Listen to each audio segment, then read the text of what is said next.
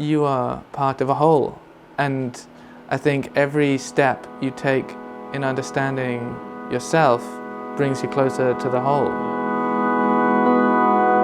As an artist, right, we have all of these things like, yeah, you need a studio, you need paintings, you need paintbrushes, but like you're also priming yourself to kind of create these responses to the world without anything. And I feel like with me, it's like it can come in any way. I'm not just a painter.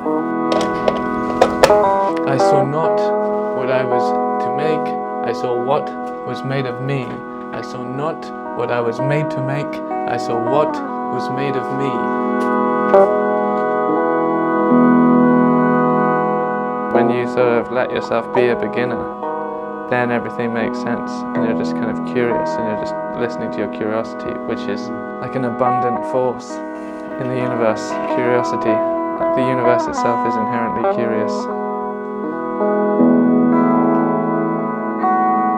Can you see these people? Mm-hmm. I have great joy watching these guys come out of nowhere.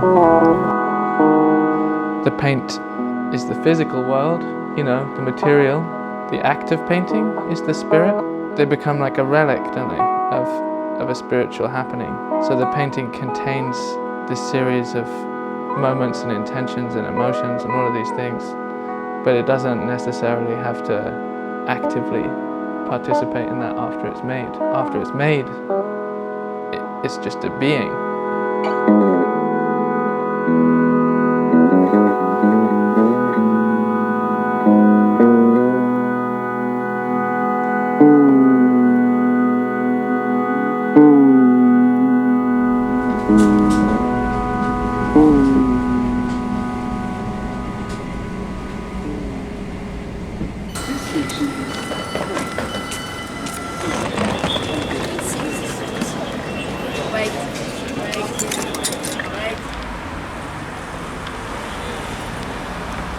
Oh my goodness! I'm good. How are you? A huge bag. Is that your car? This is my car. This is a cool car. It's a Volvo. I love this car. There are only a few cars that you could drive. Yeah, legally. Maybe an old BMW would also suit you. Yeah? Yeah. I think about them. I feel like there is like a rivalry between the old Volvo people and the old BMW. Okay. Okay. Off we go. Yesterday the weather was pretty much exactly the same as last time. But today is sunny. Today is exactly 1 year later. Yeah, 1 year later. There's an open studio tonight at the studio, which is good, I guess, but it means that I've been really busy and the studio is still a mess. I don't know what the plan of the day is. We've got to make sure that we eat enough food. Yeah. Drink enough water. Uh-huh. Stay healthy, stay sane. How about coffee? Coffee, we can have that.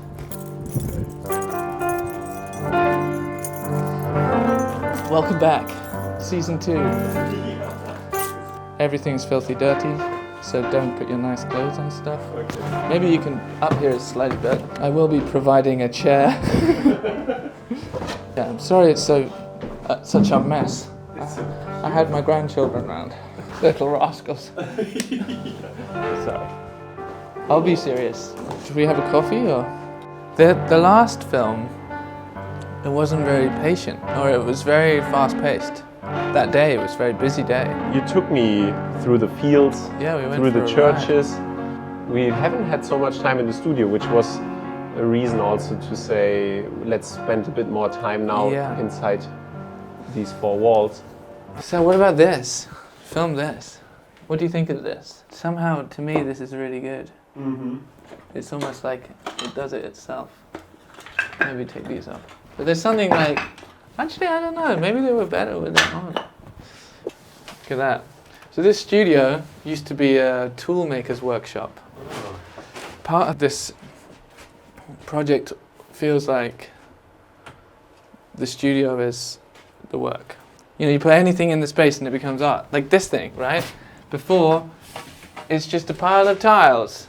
But because there's intention, or like the more intention that you put there, the better it starts to look. Okay, let's go through to this space. Yeah. That's nice. Painted all of these walls as well. this horse I made out of the bits of the wall and some of these paintings. This painting was actually, yeah, this is like the wall. So imagine, you can kind of see, it would have been that way around, you know? So there would have been like these studs, these bits. But yeah, painting on shitty bits of board, I love it. Some people love it, some people hate it.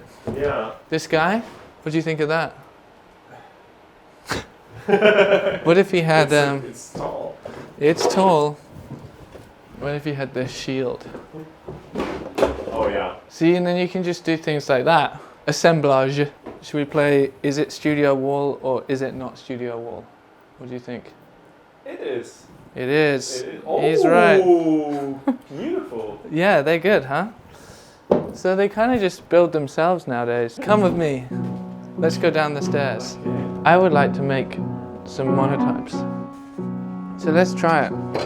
This is going to be quite an experimental journey, I think. The general principle is that we're like making a relief print. Then we get the roller.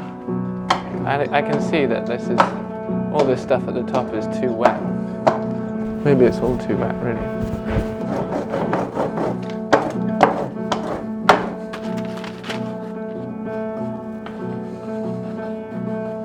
This one's probably going to be, you can see like how wet the paint is. It's better when it's a little bit drier. This one's probably not going to look that good. But there you go. This one's nice. You said like, how am I doing? In general, like really good. Obviously, bigger studio, you know, more walls, we've got them. Made more paintings, had more shows, more exciting things are happening. You know, like that whole kind of, in terms of capitalism, I'm doing better. You know, fine. In terms of like mentally, yeah, ups and downs. Like when we had an exhibition in London, me and my friend Hattie talked back and forth for ages about the ideas we wanted to put into the show. And I was getting more and more tired because I was pushing myself and I really wanted to get the show together, and I was doing like other things at the same time, and it all kind of got too much. For the first time in a long time, I felt like dangerously mentally unstable. Luckily it didn't last very long, but I remember thinking that part of this creative mission, if left untethered, you're just blindly jumping into you're crazy. Yeah. And a little bit of that in your room on your own, painting and making art on your own, is a good idea. But unchecked and unmediated on your own, it's also very dangerous. And I don't take it lightly when someone comes up and says, you know, they're an aspiring artist and they're on their own with it, you know, and they're lonely, because I think that can be a very, dangerous environment to put yourself in, but a very brave place as well. Like if you're really willing to face these internal places on your own, head on, it's big stuff. And I've been doing this kind of 10 years, not in full-time work or whatever you want to call it. And I'm like, well, is this crazy? Am I getting sick? Am I killing myself? The paint is poisonous. The room is moldy. You know, everything feels like really dangerous stuff in a way. It's like, yeah, sure, like no one asked me to do that, but here we are. Cool, so I'm gonna start cleaning up a bit more, you know, because we got a big show tonight. I wonder if someone's done an essay on hoovering as creative practice. Maybe it is stuck. How's that? Just that one there. Maybe. Zoom in on this.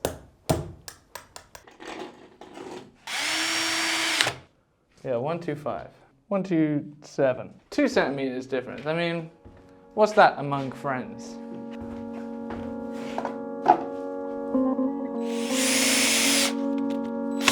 And how's that? Whee!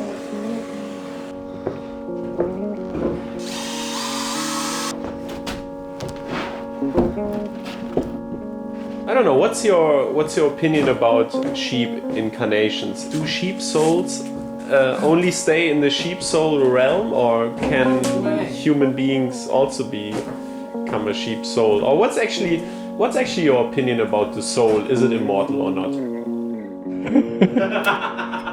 No, they're like the way I paint sheep is that they're like the epitome of they can be solid, liquid, and gas kind of thing. They're in all states. So sheep are like the supreme at social climbing. Next question. The soul, is it immortal? The soul, I think we all just like are part of the one thing. And that's eternal. So, you individual soul, I don't even think that lasts 2 days, man. It's always changing.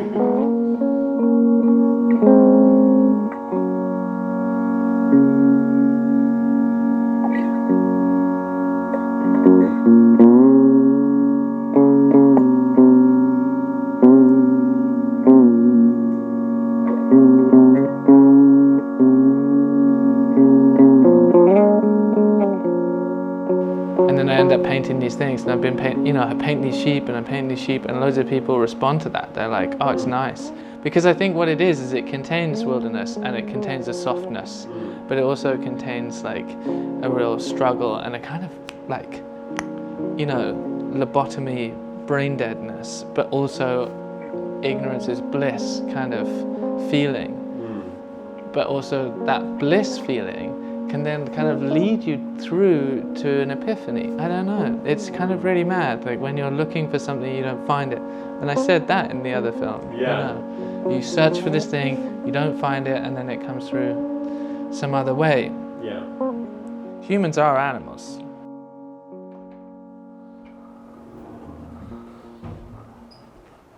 Sheep again. There was kind of a frustration in the last one. That's like, oh, this is so like dotted around and nothing's really been said. A lot's been brought up, but nothing's really, I haven't really given any solid opinions on anything. I'm not making them to be like images of stuff. And that's the experience, again, that's how it feels to participate.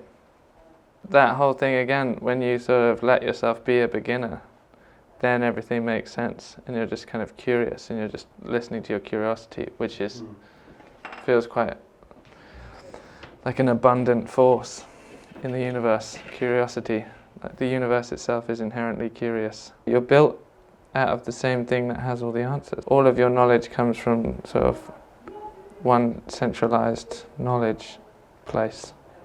I don't know, that's just the feeling. This is the thing, no research. Having no research and not needing any, just sort of participating in the research. All of this is the research. You don't know anything until you're there. You don't know how something will be, really, until you're living in that moment. And then we're like in a series of moments, and each one of them has its own lesson.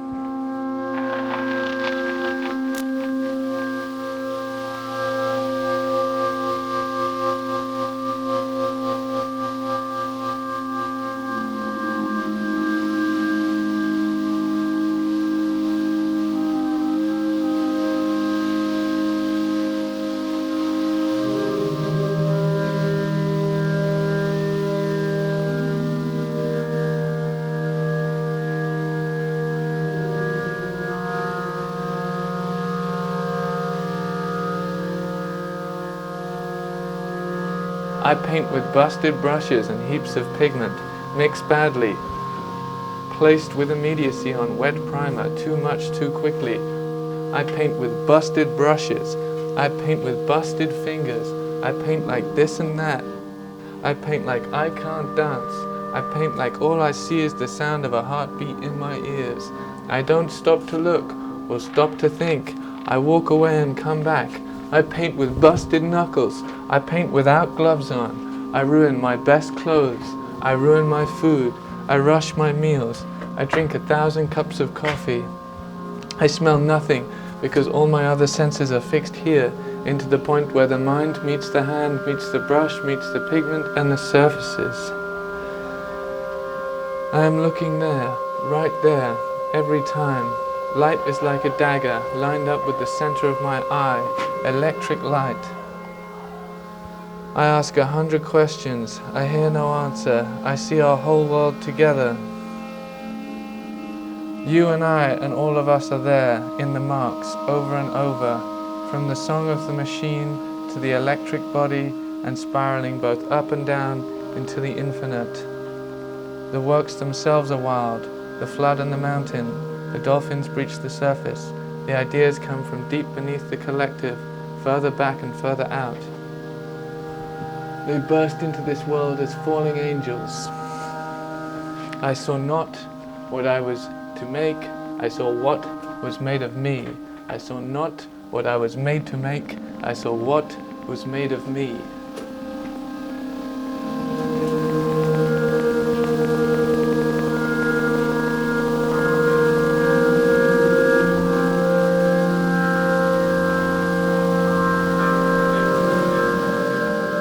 Hey everyone, I trust you're well and I hope you're enjoying our second film with the artist Hugo Winder-Lind so far. I quickly want to introduce you to a few recent developments here on our channel before we dive deeper into the story. One of them is our Hometown Friends program. For those of you who would like to support us, you can become a Hometown Friend, and through a monthly donation you will receive bonus material from the shoots with the artist. There are discounts available for our print magazines, for example episode 4, The Way Home. Another curious thing is that Hugo Winder-Lind will be coming to Berlin at the end of the month. So for those of you who would like to see those monotype prints that are being made in this film in real life are invited to come by. There will also be live music by Thomas Sapir, who created the music for this film. We will have food and wine available for those who come with an empty belly. Tickets are still available, so if you have time and you live in or close by Berlin, please check out the link in the description. And I want to send you straight back to the film with Hugo Winder-Lind. So a delightful little walk into town for lunch. We'll take luncheon in town. Lunch doesn't exist in this film. But it exists in our bellies, yeah. In our hearts and minds.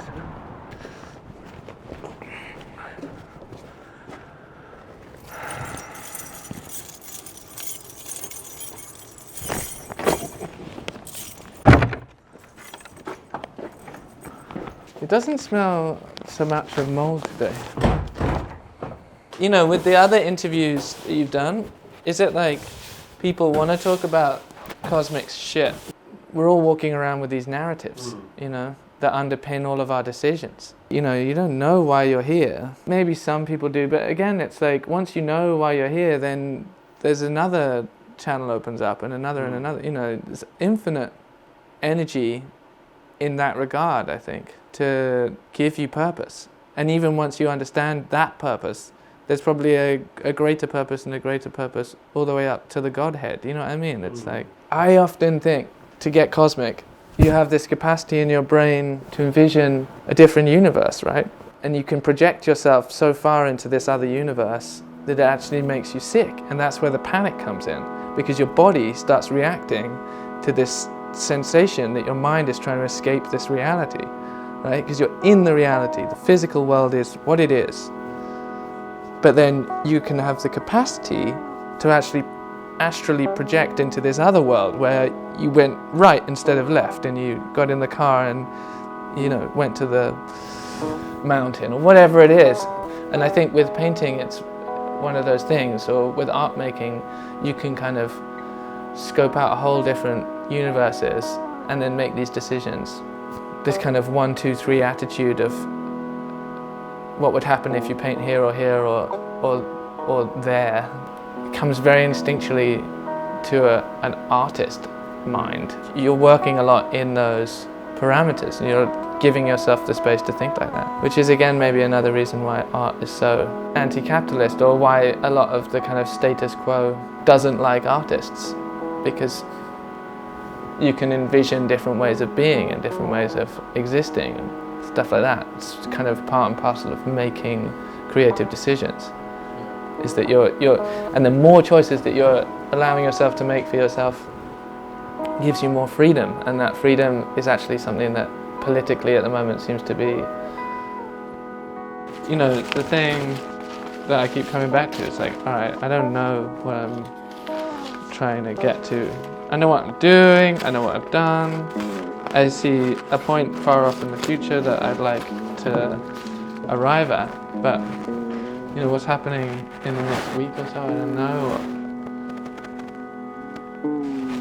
There's like an element of maintenance here, and there's an element of kind of calm that you have to be in that place. You have to be in like this sort of non-doing, in a sort of being place, and the work has to be in a being place for a while.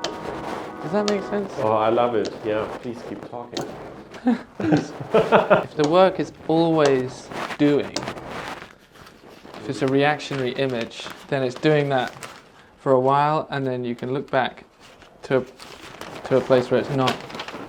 You know, if you're making something that's really political, let's say, and this all feels way more political somehow this year. It's how we perceive the world, I guess, that makes a difference in the end.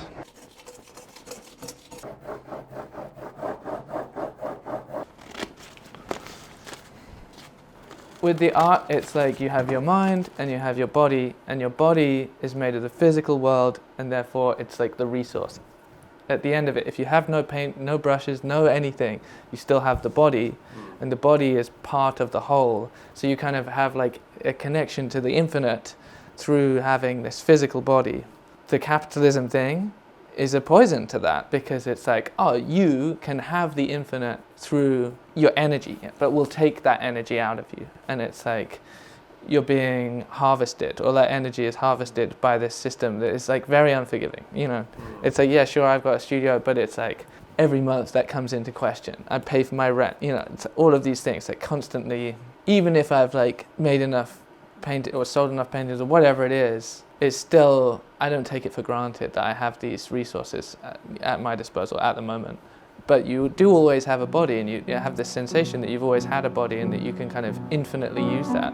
But the older you get, the harder it is to recharge your energy and all of those things, and the more the weight of the world comes, and the more you have experiences and your innocence is lost, and all of these things build and build and build, and those can become physical symptoms of this thing, which is a great weight on you.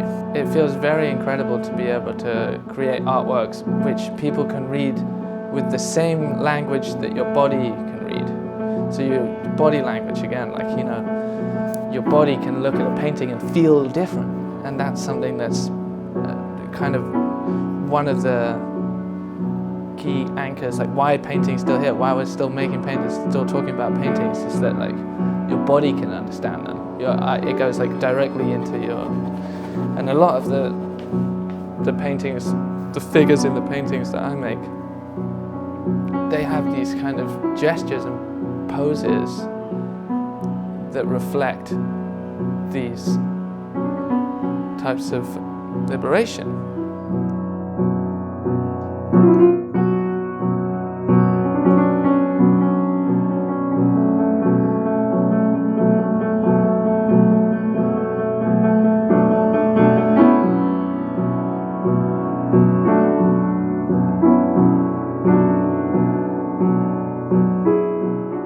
A lot of the paintings have justice in them. There's like clear defined terms, and there's scientific concrete resources, and then there's romantic ideas of how things should be, and then compromise. And this is the enlightenment thing, maybe.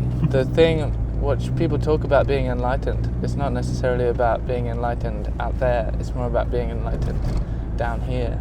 And I think I said about this in the other movie, you want to exist both in culture and in the world that you kind of create. And then this thing that more recently, I think this world, or the world of the ideas, everyone walks around with all these ideas of how they think the world is, and that's so thin. But then there is like this kind of very, very concrete, tactile, physical world underneath that, like the true world, or whatever you want to call that. Let's have a look at that. Maybe the paint's drying out a bit. But yeah, look, see, these lines are getting really good, aren't they? See, that's kind of where we wanted to be earlier. Do you know John Berger? Yeah. The Ways of Seeing? he kind of reads this part of an essay. He was talking about the man with the movie camera, which was a film. I am an eye, a mechanical eye. I, the machine, show you a world the way only I can see it. I free myself from today and forever from human immobility. I am in constant movement. I approach and pull away from objects. I creep under them. I move alongside the running horse's mouth. I fall and rise with the falling, rising bodies. I mean, how huge is that line? This is I, the machine, maneuvering in the chaotic movements, recording one movement after another in the most complex combinations. Freed from the boundaries of time and space, I coordinate any and all points of the universe, wherever I want them to be. My way leads towards the creation of a fresh perception of the world. Thus I explain in a new way the world unknown to you. Did we talk about the demiurge yet? In Gnosis? Gnosis? No. This thing created by God that thinks it's God, but it's not God, right? There's two gods in the Bible, and they clock this by, there's a line, I don't know if this is the only thing that, but like, their kind of proof in the Old Testament is there's a line which said like, I'm a very jealous God, there is no other God but me. And then they're like, but why would you say that if there wasn't another God? You know what I mean? It's like, seems like you're trying to mask the fact that there is another God. And so that God, there is no other God but me, the person who said that, was actually the demiurge, which was this thing created by God, which ended up thinking it was God but isn't God, and was like, kind of is always striving to take control of the physical world, I think.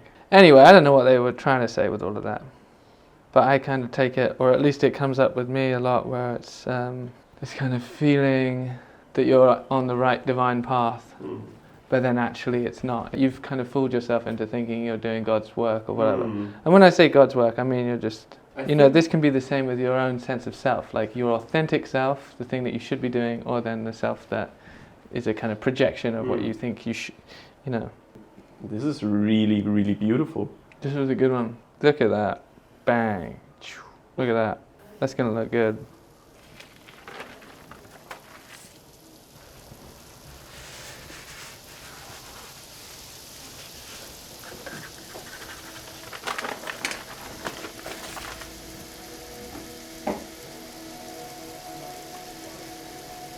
This is much better textures. Look at these textures here. It's better. Hi, welcome back. Season 2, Hometown Journal. If there is any sense of continuity, it clings to these limbs like a child. I favour knowledge which feels rather than tells. That can be a hindrance, and yet we exist to feel. These senses as guides to the scout sent from within us, out to explore the visage of the cosmos, and beyond the firmament the work continues, passed back as if carried by ants on a branch. And we, stretched thin across their backs as thoughts and sentiment, as the senses pull us out further and further, the mind expands in all directions at once. And faster than the speed of light, two opposing points stretch from each other in constant motion, never to meet again, anchored to the core, concrete and unchanging. My father drives round here all the time. He has seen these roads split and cracked and repaved over and over. The mind creates consistency, and I cling to that. And yet, as the sun breaks through the window, yonder and yonder, we ride out. That was an idea. There was some idea in there. You know how the universe is expanding? I mean, I don't know, they say so. They say the universe is expanding. And so if you started at one side of an expanding universe, something on the other side, the light would never be able to reach you because the universe is too big. And I wonder if there's something like that going on in your mind, that like two parts of yourself, which were kind of closer together when you were a child, have grown apart so that they can never communicate anymore. I love this thought. Isn't that interesting? It's really beautiful. And it's like they're both there and they both exist within you, but they can't talk to each other. They have to kind of, I don't know, maybe this is like the oral thing, maybe it's like you have to say it for it to be able to come back in and then affect that other part of you. Because if you just think it, it can't get through. Let's say it's like a, and then So you can be this one day, and then you can be this one another day, and then you can be this one, but because they're spread out, they can never talk to each other.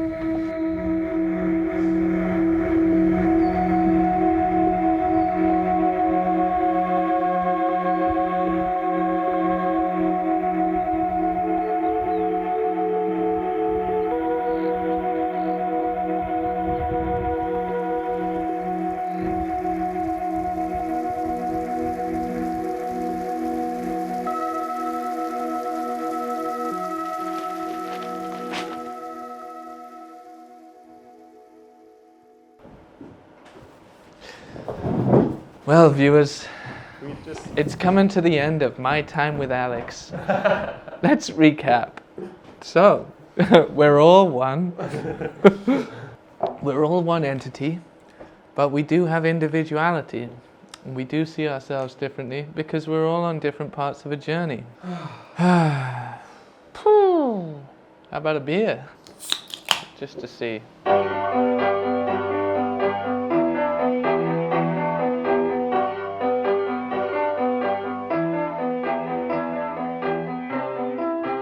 I had this idea. There's two types of painters. There's one type of painter that paints what they can see, and the other type of painter enjoys the medium. You know, just paints with the paint and enjoys the paint. And the paint then sort of dictates where you go and what you do. And then the paint, if I'm that type of painter, the paint is the physical world, the material. The act of painting is the spirit, the spiritual world. They become like a relic, don't they, of a spiritual happening. So the painting contains this series of moments and intentions and emotions and all of these things, but it doesn't necessarily have to actively participate in that after it's made. After it's made, it's just a being, and then it's in the material world as material. It's the universe again, but it went through this sort of transformation when it was interacting with at least my spirit, if not its own spirit, you know. And if not my spirit, then some sort of part of the universe.